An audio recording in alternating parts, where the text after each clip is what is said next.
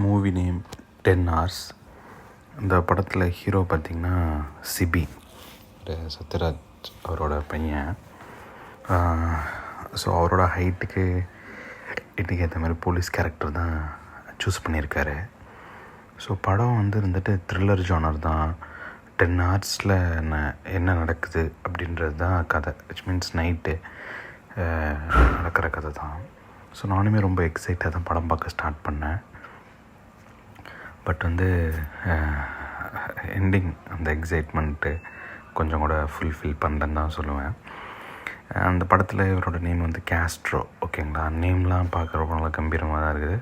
இந்த கார்த்திக் சுப்பராஜோட அப்பா அவர் தான் கான்ஸ்டபிளாக அவருக்கு ஒரு போலீஸாக நடிச்சிருக்காரு. அண்ணான்னு சொல்லிவிட்டு அவரை தான் இது பண்ணுவார். பழைய எல்லா படத்துலேயும் வர அதே பேட்டர்ன் தான். ஓகேங்களா, ஒன்றும் இல்லை, ஒரு மஃப்சல் பஸ்ஸு ஐம்பொன்னு சொல்லிட்டு ஒரு ட்ராவல்ஸ் அந்த பஸ்ஸு. அந்த பஸ்ஸில் இருந்துட்டு பேசஞ்சர்லாம் ஏறி போகிறாங்க. அதில் ஒரு பேசஞ்சர் இருந்துட்டு கழுத்தில் ஒரு ஆயுதத்தை வச்சு குத்தி அவர் இறந்துடுறாரு. ஓகேவா, இப்போ யார் அதை கொலை பண்ணாங்கன்றது யாருக்குமே தெரில.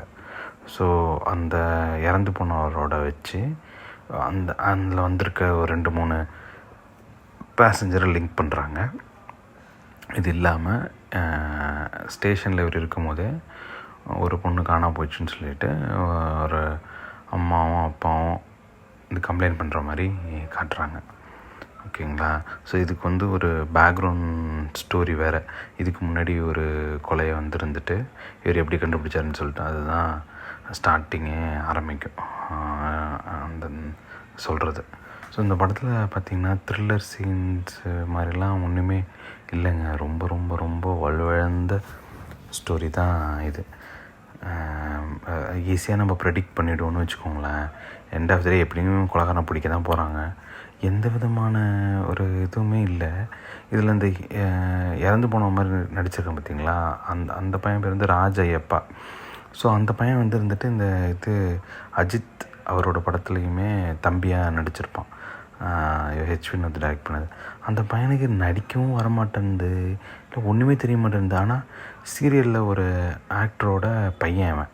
அதனால இவனுக்கு ஈஸியாக சான்சஸ் கிடச்சிருதா, இல்லை உண்மையிலே அவர் கஷ்டப்பட்டு சான்ஸ் எடுக்கிறாரு. ஏன்னா வாய்ஸும் ஒன்றும் சிங்க் ஆக மாட்டேன்து, எதுவுமே இல்லை.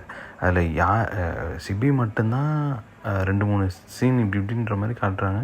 அப்புறம் இவர் கார்த்திக் சுப்பராஜோட அப்பா அவர் டைலாக்கு மறக்காமல் பேசுகிறார், அவ்வளோதான். ரொம்ப ரொம்ப ஆவரேஜ் தான் மூவி.